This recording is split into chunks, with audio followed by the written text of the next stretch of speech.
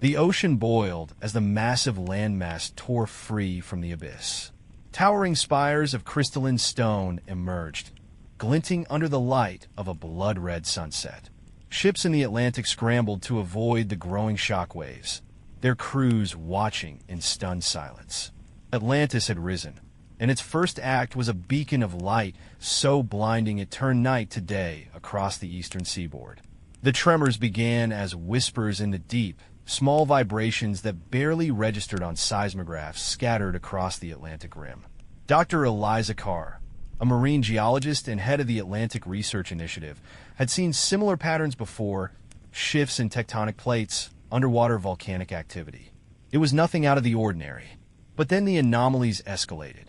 Over the course of 3 days, the tremors became more frequent, their intensity rising in bursts that seemed almost rhythmic. By the end of the week, seismographs were lighting up across the globe, showing activity concentrated in an area of the Atlantic known as the Mid-Atlantic Ridge. Eliza stared at the data on her tablet, her brow furrowed. "This isn't plate movement," she murmured to herself. "It's too localized, too deliberate." Her assistant, Marcus, leaned over her shoulder, a steaming mug of coffee in hand. "Maybe it's a volcano," he suggested, though his tone lacked conviction. "If it's a volcano, it's rewriting every rule we know about underwater eruptions," Eliza replied. She pulled up satellite imaging, overlaying it with the seismic data. Her fingers paused as she noticed something peculiar. In the middle of the affected zone, the ocean's surface seemed off. The currents weren't behaving as they should. They swirled in a tight, unnatural spiral, defying the usual patterns dictated by wind and temperature. "Marcus," Eliza said, her voice sharp, "send the drone." Marcus hesitated. "Are you sure? The last one barely made it back from those currents." "I'm sure," Eliza said. "If we don't figure out what's going on down there, someone else will, and they'll be less careful about it." The drone, a sleek machine designed for deep-sea exploration, was launched from the research vessel Endeavour at dawn. As it descended into the inky depths, its cameras and sensors fed back live data to the ship. The first few hundred meters revealed nothing unusual, just the dark, cold expanse of the Atlantic.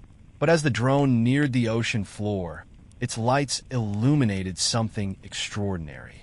Sprawling across the seabed were structures, vast, angular, and unmistakably artificial. Towering spires of what appeared to be crystalline stone jutted upward, their surfaces covered in intricate carvings that glowed faintly in the drone's light.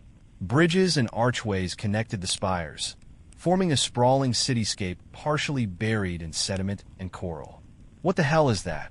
Marcus muttered, his coffee forgotten as he stared at the monitor. Eliza didn't answer. Her eyes were glued to the screen, her heart pounding. This wasn't a shipwreck or an abandoned drilling platform. It was something far older, far more advanced. The drone's camera panned across the ruins, revealing a massive central structure, a dome-like building with a jagged spire at its center.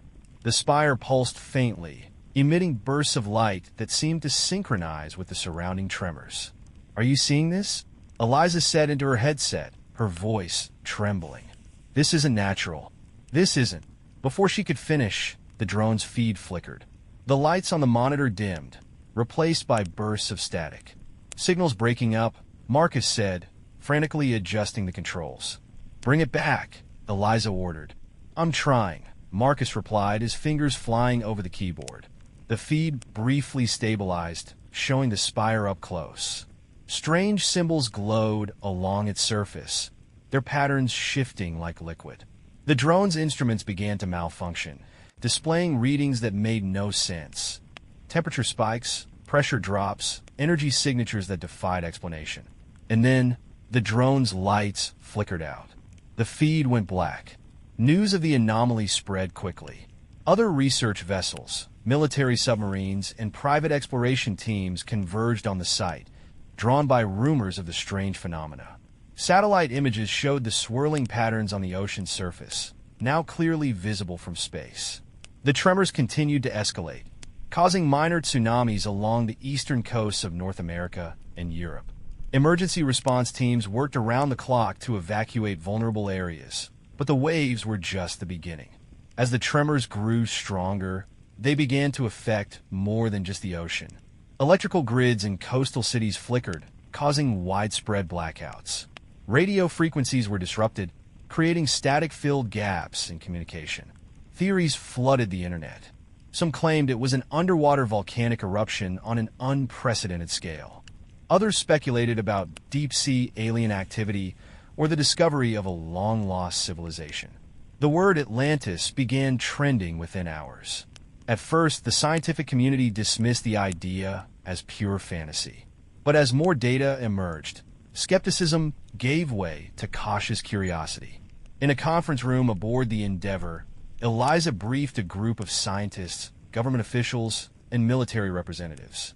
The tension in the room was palpable, the hum of the ship's engines barely audible over the murmur of voices. Eliza stood at the head of the table, a holographic projection of the ruins floating above her. "This is what we've found so far," she began. "A city-like structure buried beneath the Atlantic, with architecture and materials that don't match any known civilization." The hologram zoomed in on the spire, its faint glow casting eerie shadows in the projection. This structure seems to be the epicenter of the activity. It's emitting energy signatures unlike anything we've ever seen. Frequencies that are disrupting not just local ecosystems, but global systems as well. A military officer leaned forward, his expression skeptical. "What are you saying, Dr. Carr? That this is Atlantis?" "I'm saying it doesn't matter what we call it," Eliza replied. "What matters is that this site is dangerous. If the energy emissions continue to grow, we could be looking at catastrophic environmental effects, tectonic instability, massive storms, even magnetic pole shifts." "Is it alive?" another scientist asked, their voice tentative. Eliza hesitated. "I don't know, but whatever it is, it's active, and it's waking up." The room fell silent, the weight of her words sinking in. That night, as the Endeavour continued its research, the ocean became eerily still. The swirling patterns on the surface stopped, replaced by an unnatural calm. Then, without warning, the water erupted. Massive waves surged outward from the anomaly, accompanied by a low, resonant hum that seemed to emanate from the ocean itself. Eliza and her team rushed to the deck, staring in awe and terror as a column of light shot up from the spire. It pierced the clouds, splitting the sky in two, and then, on the horizon, land began to rise. The column of light shooting from the depths of the Atlantic was visible for hundreds of miles, its brilliance turning the night sky into a surreal mix of crimson and white. Along the eastern coasts of North America, Europe, and Africa, millions of people gathered on beaches, rooftops, and hillsides, staring at the horizon in stunned silence.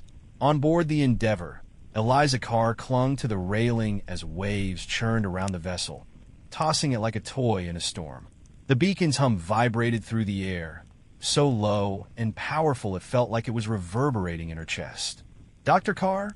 Marcus shouted over the roar of the ocean. He stumbled toward her, clutching a tablet. "You're not going to believe this." Eliza snatched the tablet and squinted at the screen. The data feed showed rapid spikes in seismic activity, energy emissions, and, most startlingly, temperature. The ocean in the immediate vicinity had risen nearly 20 degrees in less than an hour. "This isn't just light," Eliza muttered. "It's triggering a geological event." She looked out toward the source of the beacon. The ocean surface was heaving, bulging upward as if something massive was trying to break free. The emergence of Atlantis, or what the world now universally referred to as Atlantis, dominated every headline. Governments scrambled to respond, each one caught off guard by the sheer magnitude of the event. Satellite images revealed the full extent of the landmass, an island larger than Iceland, now occupying a central position in the Atlantic. Its sudden appearance had already caused drastic shifts in ocean currents, sparking violent storms along the coasts, flooding devastated parts of Spain, Portugal, and Florida, while fishing fleets reported entire ecosystems being displaced. The United Nations held an emergency session, its members divided on how to approach the phenomenon. Was this a natural disaster? A potential resource to exploit? Or something far more dangerous? Meanwhile, naval fleets from the United States, Russia, and China mobilized, converging on the site with a mix of caution and aggression. Aircraft carriers and destroyers circled the perimeter of the island, their crews on high alert. "We need to establish control before anyone else does," Admiral Harris of the U.S. Navy declared during a televised briefing. If this is an ancient civilization, their technology could change the balance of power forever. Scientists around the world, including Eliza and her team, push back against the military's aggressive stance. "This isn't something we can control," Eliza said during an interview with CNN. "We're dealing with forces we don't understand. If we act recklessly, we could trigger a catastrophe." But her warnings went largely unheeded. The world's superpowers viewed Atlantis not as a marvel to be studied, but as a prize to be claimed. It began slowly. The ocean bubbled and frothed as jagged rock formations pierced the surface, slick with centuries of sediment and marine growth. These weren't ordinary rocks. They were too angular, too deliberate. Towers, spires, and domes emerged, their surfaces shimmering with an unearthly iridescence. The Endeavor's cameras captured the scene in high definition, broadcasting it live to news stations across the world. People watching from their homes, phones, and public squares gasped as the landmass continued to rise, revealing a sprawling cityscape that seemed both ancient and impossibly advanced. Structures that had once been submerged for millennia now stood tall, their crystalline surfaces catching and refracting the light from the beacon. Bridges connected towering spires, while massive domes glistened with a coating of algae and coral that flaked away as they breached the surface. "What the hell is that made of?" Marcus asked, his voice trembling. Eliza shook her head, speechless. The structures didn't resemble anything she had ever seen. No concrete, no metal. The material was translucent, glowing faintly with colors that shifted in the sunlight. It was as though the city had been sculpted from the ocean itself. At the center of the rising landmass stood the beacon's source, a massive tower. It dwarfed the surrounding structures, its jagged apex reaching hundreds of feet into the sky.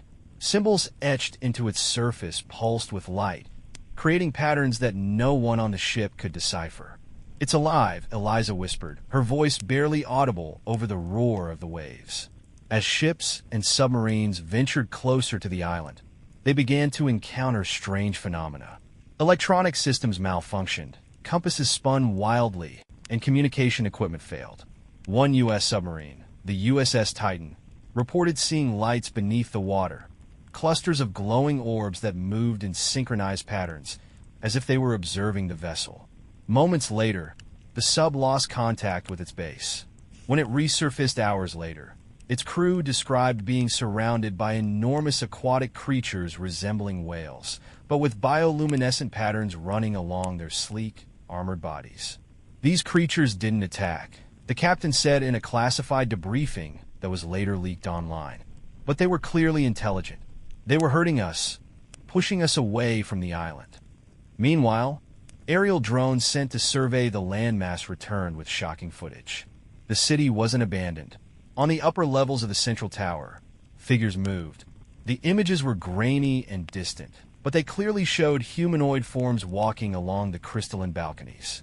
They were tall, with elongated limbs and skin that seemed to shimmer like the surface of a pearl. Their movements were fluid and deliberate, suggesting intelligence and purpose. The discovery sent shockwaves through the scientific community. If these figures were the inhabitants of Atlantis, then humanity had just made contact with a civilization older than any known in history.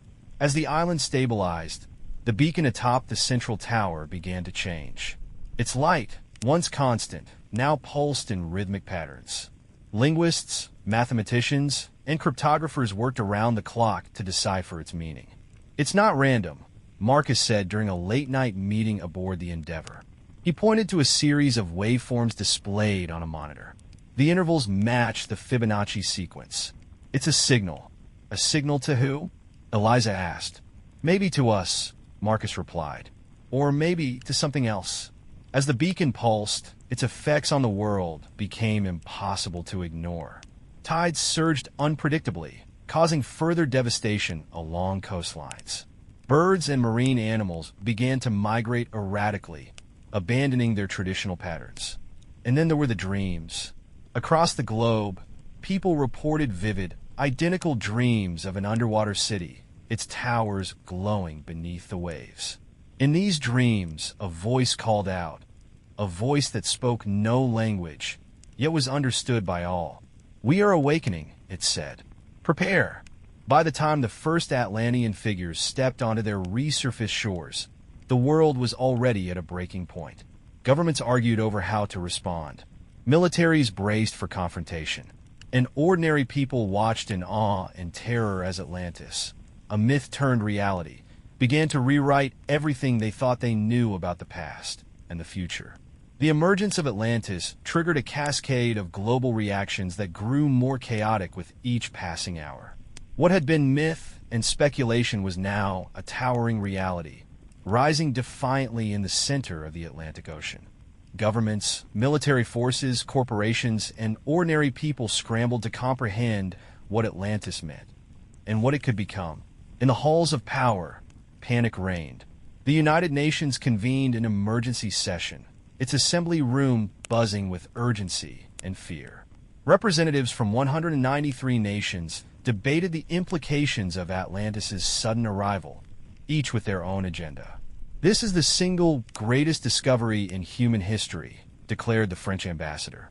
"We must protect it and ensure its study benefits all of humanity." The U.S. delegate shook his head. "Protect it? How? The energy signatures alone are destabilizing global communications and weather systems. Atlantis is a threat until proven otherwise." The Russian envoy leaned forward, his tone icy. "And who decides what to do with it? The United States? Russia? China?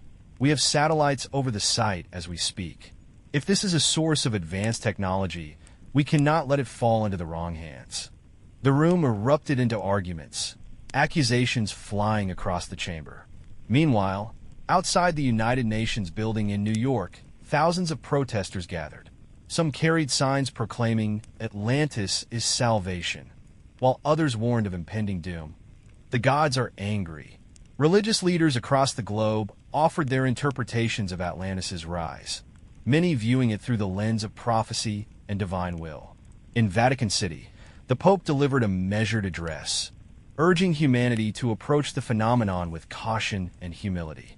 Atlantis may be a reminder of our shared past, a testament to the rise and fall of civilizations. Let us learn from it, not repeat its mistakes.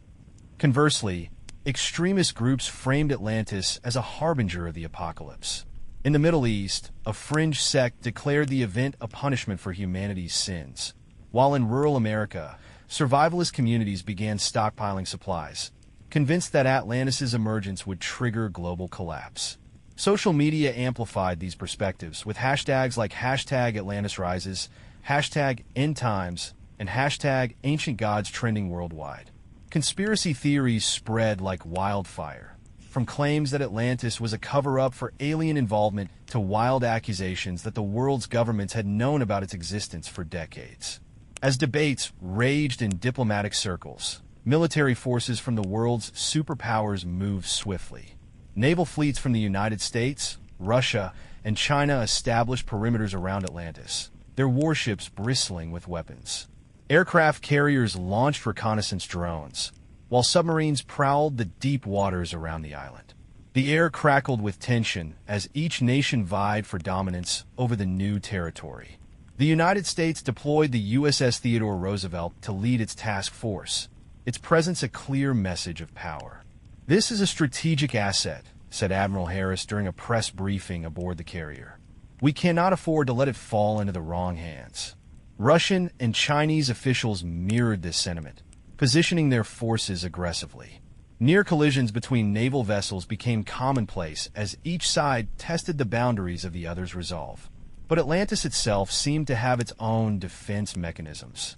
Several drones sent to survey the island malfunctioned mysteriously, their feeds cutting to static before crashing into the sea. Submarines reported interference with their navigation systems, forcing them to retreat. One incident escalated the tension further. A U.S. destroyer, the USS Hawthorne, attempted to launch a reconnaissance drone but was hit by a sudden burst of energy from Atlantis' central tower. The drone disintegrated midair, and the ship's electrical systems failed temporarily. "This isn't technology we understand," Eliza Carr said during a televised interview. "Atlantis isn't just an ancient city, it's an active one. We're poking a bear we don't know how to handle." The corporate world also saw an opportunity. Energy companies, tech giants, and private aerospace firms flooded governments with proposals to secure access to Atlantis' resources and technology. Elon Musk tweeted, "Atlantis tech might make Mars colonies look primitive. Time to collaborate or get left behind." Jeff Bezos announced that his space exploration company, Blue Origin, was pivoting to study the energy fields emanating from Atlantis. "What we learn here could fuel humanity's future in space," he declared. Meanwhile, oil conglomerates push for rights to drill near the island, believing the tectonic activity could have created untapped reserves. Environmental groups immediately protested, arguing that any interference with Atlantis could trigger catastrophic ecological consequences. "Atlantis isn't a resource to exploit," said Dr. Naomi Chen, head of the Global Environmental Alliance. "It's a warning. We've already damaged our planet enough without meddling in forces we don't understand." Scientists from around the globe scrambled to study the island, though access remained limited due to military blockades. Remote imaging and data from satellites revealed startling details about Atlantis' structure and energy emissions. "It's unlike anything we've ever seen," Eliza Carr said during a live-stream symposium. She pointed to a holographic model of the island, highlighting the central tower. The materials used in its construction are not only advanced, they're entirely unknown. The energy signatures suggest a blend of technologies that could revolutionize our understanding of physics. But as the scientific community celebrated the potential breakthroughs, warnings grew louder. Dr. Hiroshi Tanaka, a renowned geophysicist, warned that Atlantis' emergence was destabilizing the planet's tectonic balance. "The energy field surrounding the island is disrupting the Atlantic Rift. If this continues unchecked, we could see earthquakes, tsunamis, and volcanic activity on an unprecedented scale." These warnings were largely ignored as the world remained fixated on the mysteries and power of Atlantis. The rise of Atlantis wasn't just a scientific and political event, it was a cultural phenomenon. Artists, writers, and filmmakers drew inspiration from the city, creating a flood of content that captured the public's imagination. Streaming platforms raced to release documentaries, fictional series, and conspiracy specials. Musicians released albums inspired by the event, with hits like The Rising Tide and Legends Awaken climbing the charts.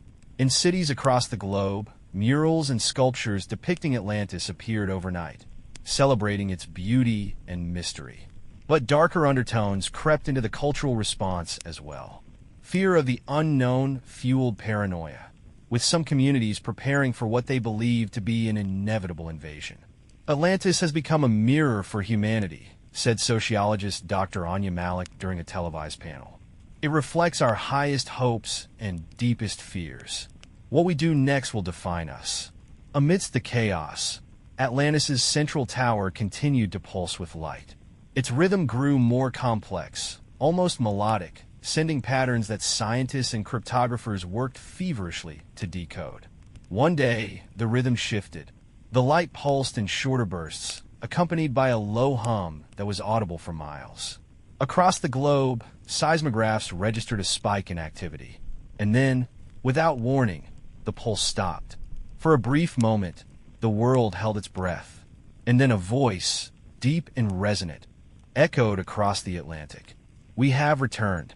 The reckoning begins." The sudden voice that echoed across the Atlantic was unlike anything humanity had ever experienced. It wasn't transmitted via radio waves or traditional communication channels. It seemed to resonate directly in the minds of all who heard it. Deep, calm, and powerful, the voice spoke in perfect English, but somehow every person understood it, no matter their language. "We have returned. The reckoning begins." On board the Endeavour, Dr. Eliza Carr froze as the words reverberated through her chest. The crew exchanged stunned glances, the air thick with an almost tangible sense of dread. Did you hear that?" Marcus stammered, his face pale. Eliza nodded slowly, her pulse racing. It wasn't just us. The whole world heard it. Across the globe, the response was immediate. Social media exploded with posts from people claiming to have heard the voice, describing it as both majestic and terrifying. Governments issued statements urging calm, but panic spread like wildfire. What did the reckoning mean? Hours later, as dawn broke over the Atlantic, Atlantis revealed its next surprise. The towering beacon at the island's center, which had pulsed intermittently since its emergence, flared to life with a blinding light. The energy coalesced into a shimmering dome that enveloped the island, its translucent surface radiating waves of heat and light. Ships and drones that ventured too close were deflected by the barrier, their electronics failing instantly. From the central tower, movement was detected. Cameras aboard naval vessels caught glimpses of figures emerging onto the balconies. Tall, humanoid shapes with elongated limbs and shimmering, iridescent skin. Their movements were deliberate, almost regal, as they observed the fleets encircling their city. Then, as the sun climbed higher, a group of these figures descended from the tower and approached the edge of Atlantis' newly formed shoreline. They stood in a perfect line, their gazes fixed on the closest naval vessels.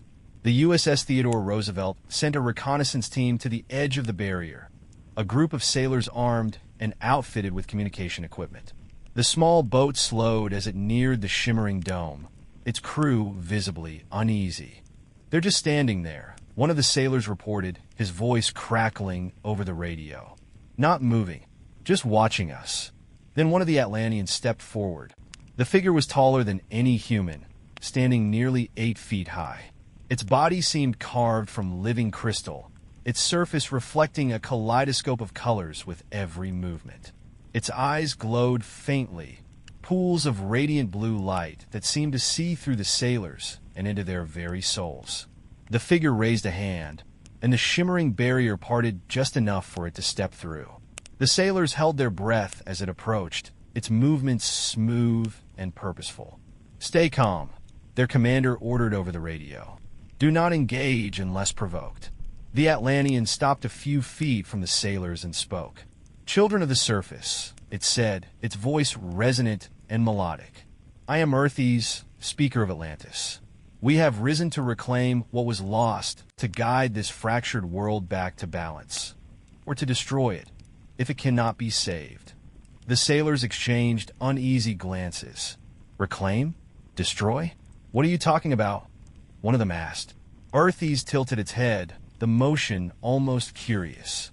"For centuries, we watched as your kind squandered the gifts of this planet. Your greed, your wars, your disregard for balance have brought the world to the brink. Now we return, as we once ruled, to determine if you are worthy of this world, or if it will be purged and remade." Within hours of Earthes' message, videos of the encounter flooded the internet, sparking debates, protests, and outright panic. News outlets broadcast the footage around the clock, dissecting every word and gesture of the Atlantean ambassador. The world's leaders convened an emergency summit to formulate a response. Could diplomacy work with these beings? Or would humanity have to prepare for war? "We need to tread carefully," said President Ellis during a press briefing. "Atlantis represents an intelligence far beyond our own. A misstep here could mean catastrophe." But not everyone shared the president's caution. In Moscow, the Russian government issued a statement declaring its intent to secure Atlantis as a strategic asset. Similar rhetoric emerged from Beijing, where officials emphasized the need to study and control Atlantean technology. Meanwhile, on the streets of cities worldwide, protests erupted. Some groups hailed Atlantis as humanity's savior, carrying banners with messages like, "Atlantis will heal us and bow to the true kings." Others viewed the Atlanteans as an existential threat, calling for immediate military action. Days later, Earthes appeared again, this time accompanied by several other Atlanteans. They emerged onto a newly constructed platform on the edge of the island, their presence visible to the gathered fleets and broadcast via drones. Eliza Carr, who had been flown in as part of a scientific delegation, stood aboard the Endeavour, binoculars in hand. Her heart raced as she took in the sight of the Atlanteans up close. "They're not just intelligent," she murmured. "They're evolved, adapted to their environment in ways we can't even comprehend." Arthes raised both hands, and the shimmering dome around Atlantis dissipated. For the first time, human vessels were able to approach the island without interference. "You are invited to step upon our shores," Arthes declared. "Send your leaders, your scholars, your bravest minds. Let them bear witness to Atlantis and understand the choice before them." The invitation sent shockwaves through the gathered forces. Diplomats, scientists, and military officials scrambled to form delegations, each one vying for a chance to set foot on the island. The first group to cross onto Atlantean soil consisted of representatives from the United Nations, flanked by a team of scientists, including Eliza Carr. As they stepped onto the crystalline surface, they were struck by the sheer beauty of the city.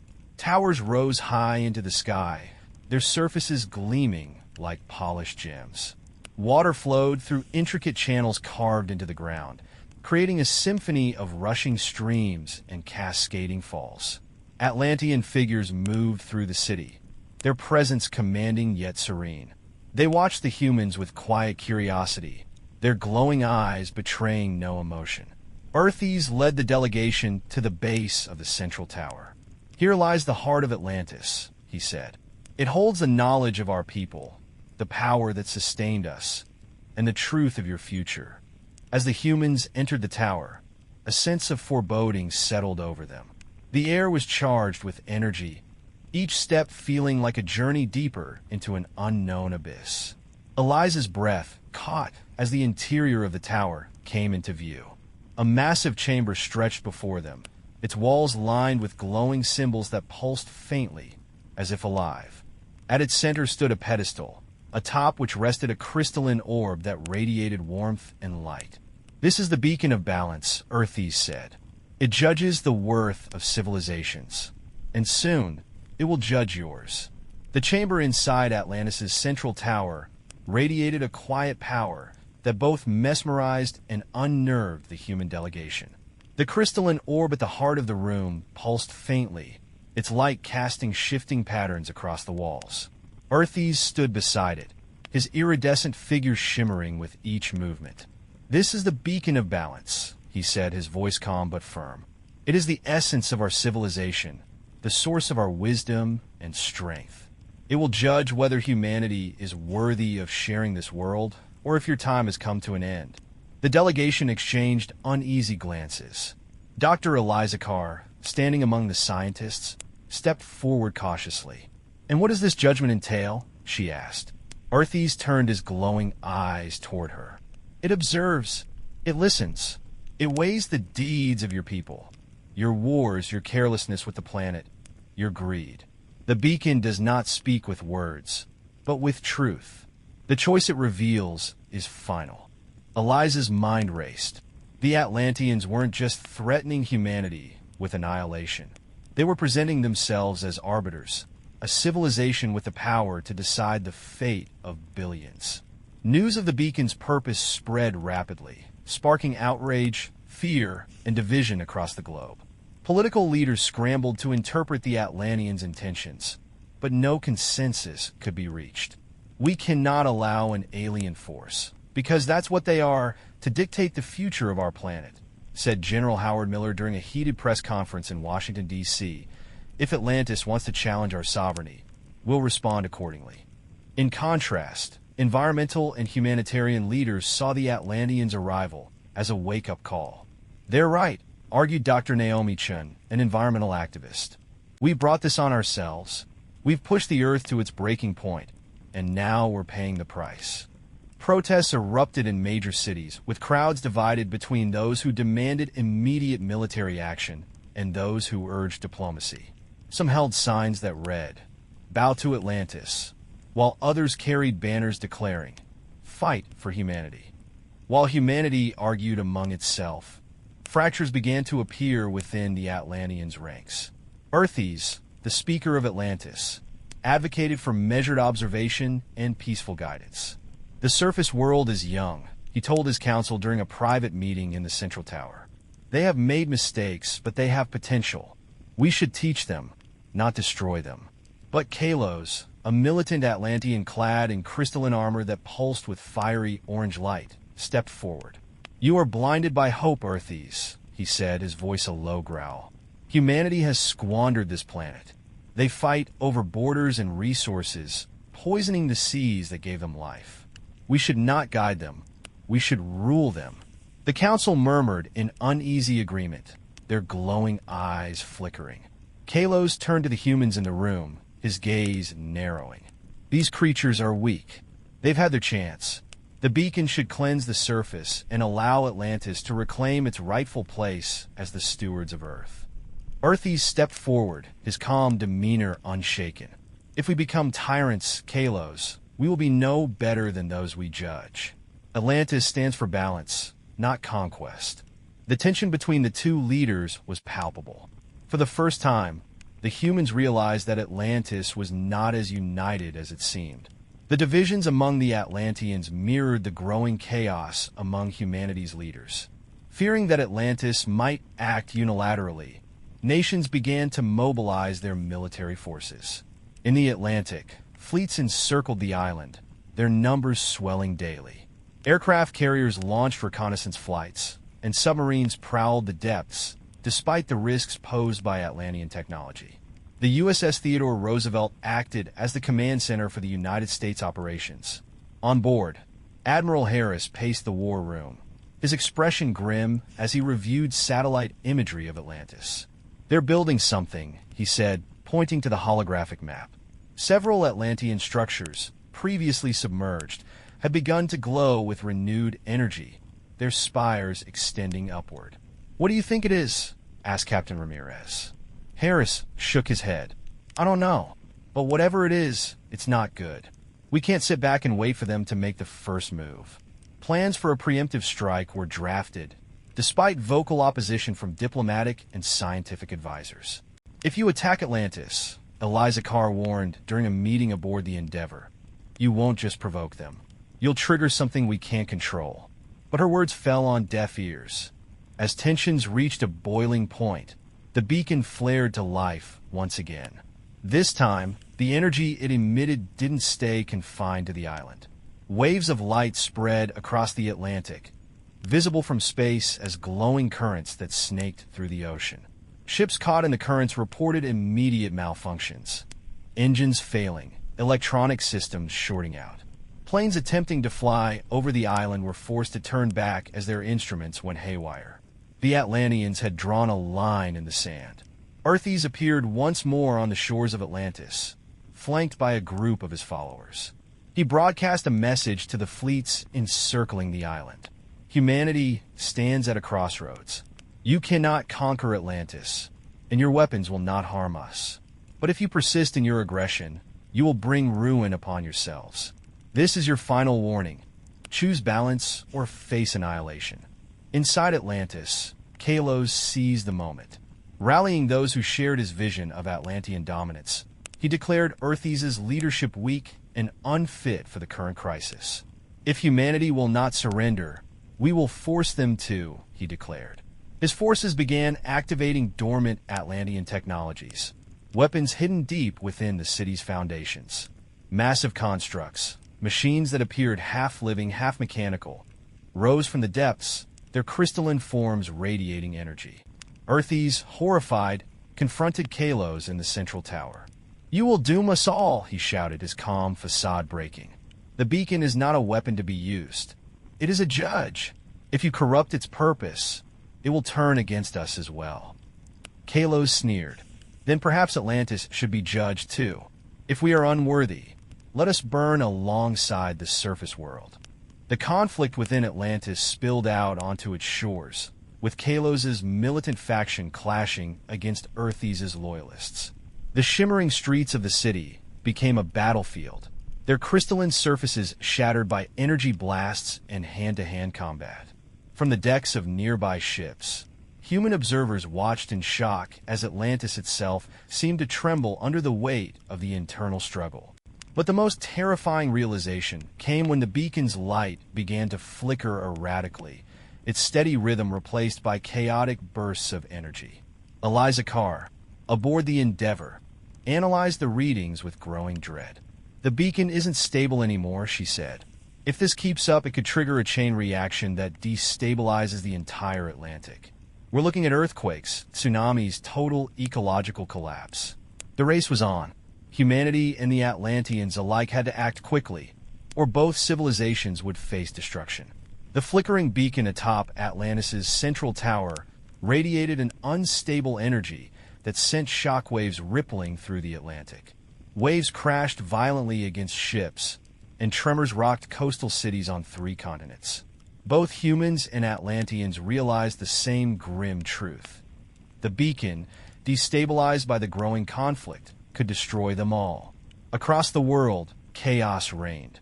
Seismic activity along the mid-Atlantic ridge spiked to unprecedented levels, triggering tsunamis that battered coastal regions. In New York City, the Statue of Liberty stood partially submerged as floodwaters surged through the streets. In Lisbon, buildings cracked and collapsed as tremors shook the foundations of the city. Emergency broadcasts filled the airwaves. Governments declared states of emergency, deploying military and humanitarian forces to affected areas. But even as nations grappled with the immediate disaster, the looming threat of Atlantis consumed their focus. The beacon's energy is destabilizing the planet's magnetic field, Dr. Hiroshi Tanaka explained during a global summit stream to billions. "If we don't shut it down, we're looking at global tectonic collapse. Earthquakes, tsunamis, volcanic eruptions on a scale humanity has never seen." But shutting down the beacon wasn't a simple task. As it pulsed erratically, it sent out energy waves that disrupted communications, power grids, and even satellites. Efforts to approach Atlantis were further complicated by the escalating civil war between Earthes' and Kalos' factions. Inside the shimmering streets of Atlantis, the conflict raged. Kalos' forces had activated massive constructs, towering, crystalline machines designed for both combat and environmental manipulation. These constructs stomped through the city, firing beams of energy that carved through the Atlantean architecture like a knife through glass. Earthes and his loyalists fought back fiercely, using their own advanced technology to disable the constructs. But the toll was devastating. Every energy blast, every explosion sent tremors rippling outward, further destabilizing the beacon and the island itself. "We cannot hold them," one of Earthes' generals said, his glowing eyes dimming with exhaustion. "Kalos' forces are too strong." Earthes, his regal demeanor strained by the weight of the crisis, turned to the human delegation still sheltered within the central tower. "Your people must help us," he said. "If Kalos succeeds, this world will burn. Not just yours, but ours as well." But unity among humans was far from guaranteed. On board the USS Theodore Roosevelt, Admiral Harris was deep in discussion with military leaders from NATO and allied nations. "We have to act now," he said, slamming his fist on the table. "If Atlantis falls into Kalos' hands, the consequences will be catastrophic. We need to neutralize their forces and take control of the beacon." "How do you propose we do that?" asked a British admiral. "Their technology outmatches ours in every way. Any strike we launch would be suicide." Harris's face hardened. "We don't need to destroy Atlantis. Just the beacon. A coordinated missile strike might destabilize it further, but it'll stop Kalos from using it as a weapon." Meanwhile, on the Endeavour, Eliza Carr and her scientific team argued for a different approach. "The beacon isn't just a weapon, it's a keystone," she explained during a tense video conference with world leaders. "If it's destroyed, Atlantis will collapse, and the surrounding tectonic plate will destabilize. We're talking about the Atlantic rift tearing itself apart. What's the alternative?" President Ellis asked, his tone skeptical. Eliza hesitated, then spoke carefully. "We have to stabilize the beacon. It's the only way to stop the destruction. And for that, we need Earthes." Against all odds, the human delegations from the United States, Russia, and China reached an uneasy agreement. A temporary truce to focus on stabilizing the beacon. Eliza Carr, accompanied by a small team of scientists and diplomats, was sent to the heart of Atlantis to work directly with Earthes' forces. Armed with portable data analyzers and equipment designed to interact with the beacon's energy field, they prepared for what seemed like an impossible mission. As they entered the tower, the ground shook violently. Cracks spread across the crystalline floors, and pieces of the structure began to crumble. "We're running out of time," Marcus said, his voice trembling as he carried a case of sensitive instruments. Earthes turned to the humans, his glowing eyes filled with an intensity that bordered on desperation. "The beacon responds to harmony," he said. "When our people lived in balance, it sustained us. But now it reflects our chaos. Kalos' corruption has poisoned it, and it feeds on our conflict." Eliza nodded, already scanning the pulsating energy field surrounding the beacon. "Then we need to purge that corruption. But how?" While Eliza and Earthes worked to stabilize the beacon, a joint human-Atlantean force launched a desperate assault on Kalos' stronghold. Atlantean warriors, armed with energy-based weapons, fought side by side with human soldiers, their combined efforts creating a tenuous but powerful alliance. Kalos, perched atop one of his massive constructs, watched the battle unfold with a cruel smile. "You fight for nothing," he shouted, his voice amplified by the machine. "This world is broken. Let it fall, and from its ashes, Atlantis will rise again as it was meant to be." The construct unleashed a barrage of energy beams, scattering the Allied forces. But Kalos underestimated the resilience of his opponents.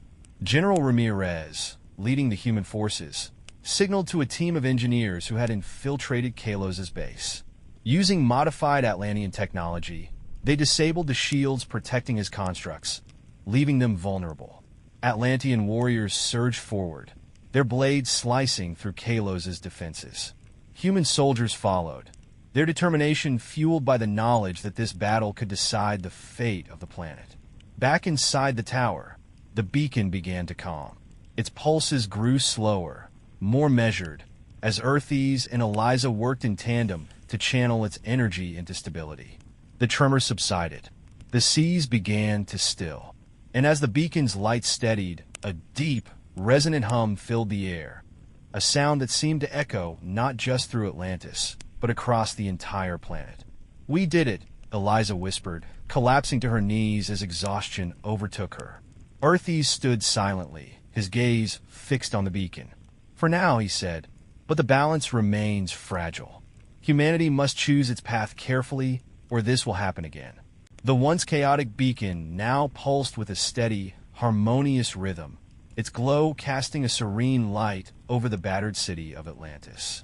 The tremors had ceased, and the ocean surrounding the island lay still, an eerie calm after days of violent upheaval. But the battle wasn't over. Not yet. The choices made in the coming hours would determine the fate of both Atlantis and humanity.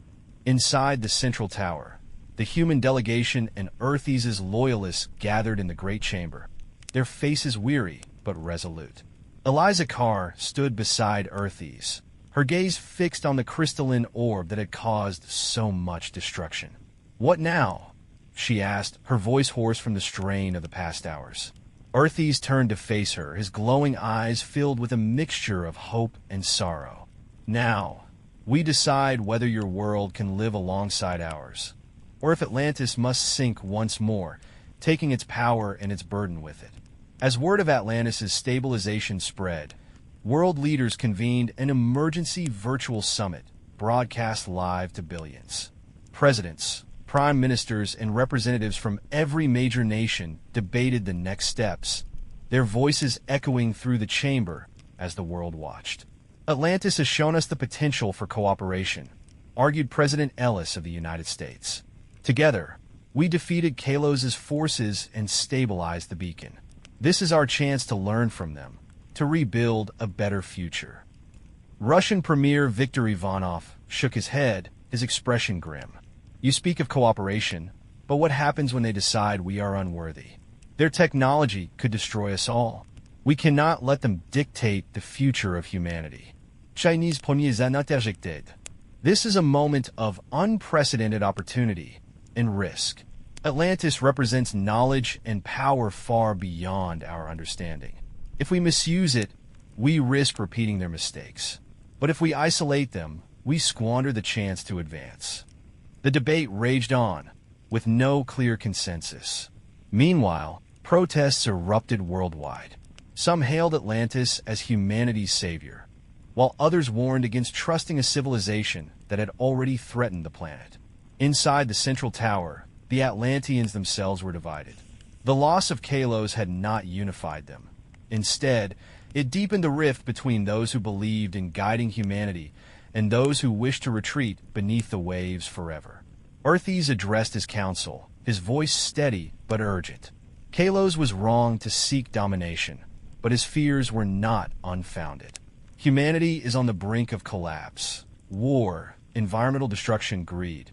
If we leave now, they may destroy the world, and with it themselves. One of his advisors, a tall Atlantean with a shimmering gold hue, stepped forward. And if we stay, do you truly believe they will listen? Their fleets encircle our city. Their leaders argue over how to control us. This is not harmony, Earthes. It is chaos. Another Atlantean, a figure with silver-tinged skin, countered. The beacon has shown us balance.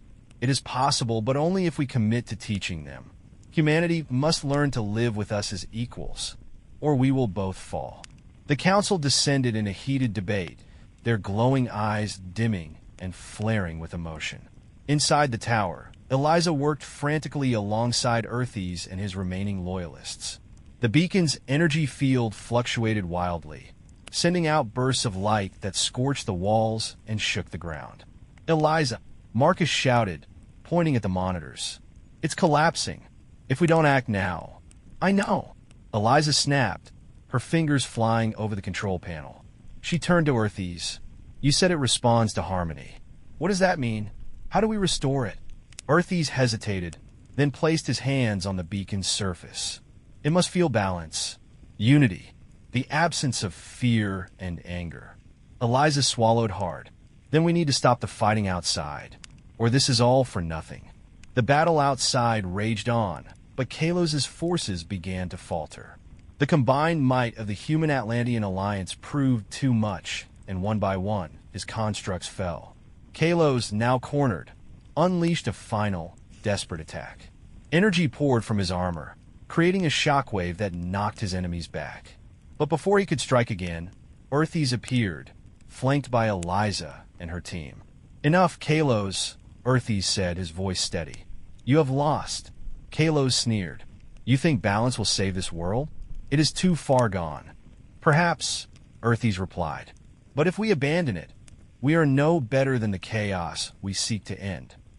With a burst of light, Earthes struck Kalos down, severing the connection between him and his machines. The battlefield fell silent as Kalos collapsed, his glowing armor fading to dull crystal. As the Atlantean Council deliberated, Eliza met privately with Earthes in a quiet chamber overlooking the city. The crystalline streets below were filled with the ruins of battle, but there was also life, Atlanteans rebuilding, humans assisting them. It was a fragile yet powerful image of what could be. Do you think humanity can change? Eliza asked, breaking the silence. Earthes looked at her, his expression unreadable. You have potential, but potential alone is not enough. Your kind has a history of destruction, of exploiting what you do not understand. And yet, we work together to stop Kalos, Eliza said. Maybe that's a start. Earthes turned back to the window. Perhaps, but the choice is not mine alone. Eliza hesitated before speaking again. If you leave, if Atlantis sinks, what happens to the beacon? It will sleep, Earthes said. Its energy will fade over time, but the potential for destruction will remain. If humanity continues its current path, the consequences will be catastrophic, whether we are here or not. As dawn broke over Atlantis, the human delegation, world leaders, and the Atlantean Council gathered at the base of the central tower. The atmosphere was tense, every face etched with the weight of what was to come. Earthes stepped forward, his voice resonating across the gathering. We have reached a crossroads. Humanity has shown both its flaws and its potential. You worked alongside us to restore balance, but the question remains, can you maintain it without our guidance? President Ellis stepped forward, flanked by Eliza and other members of the human delegation. We can, he said, but we need your help. Humanity has never faced a challenge like this before. If you leave, the fear and division will remain. If you stay, we can rebuild together. The Atlantean Council murmured among themselves. Some nodded in agreement, while others crossed their arms, their glowing eyes dim. Finally, Earthes raised a hand, silencing the murmurs. The decision is made, he said. We will remain on one condition. Earthes' condition was simple but monumental. Humanity would commit to restoring balance with the planet. Atlantis would share its knowledge and technology, but only with nations that agreed to strict environmental and ethical guidelines. The Atlanteans would act as stewards, not rulers, guiding humanity toward a sustainable future. The announcement sent shockwaves across the globe. Some leaders balked at the restrictions, while others embraced the opportunity. Protests flared in some cities, while celebrations erupted in others. Back in Atlantis, work began to integrate the two civilizations. Atlanteans and humans collaborated on repairing the damage caused by the beacon and Kalos' forces. Scientists marveled at the crystalline structures, while diplomats forged new agreements to ensure peace. But not all was resolved. In the shadows, factions of humanity rejected Atlantis' guidance, vowing to resist what they saw as an infringement on their sovereignty. And within Atlantis, whispers of dissent remained, with some Atlanteans questioning the wisdom of trusting humanity. Eliza, watching the first joint Human-Atlantean Council convene, felt both hope and unease. The beacon pulsed faintly in the background, a reminder of the fragile balance they had achieved. This is just the beginning, she said softly to Earthes, who stood beside her.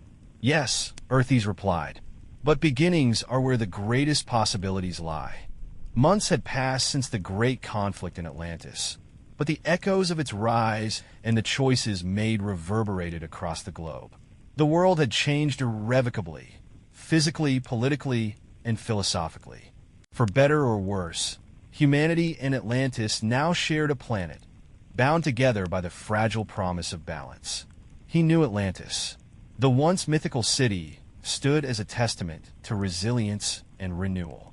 Its crystalline spires, now partially repaired, gleamed in the sunlight. Atlanteans moved through the streets alongside human engineers, architects, and scientists.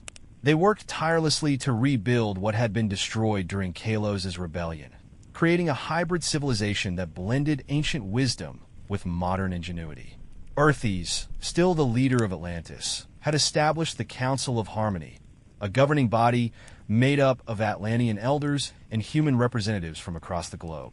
The Council's mission was clear: to ensure that Atlantis' knowledge and power were used responsibly, fostering cooperation rather than domination.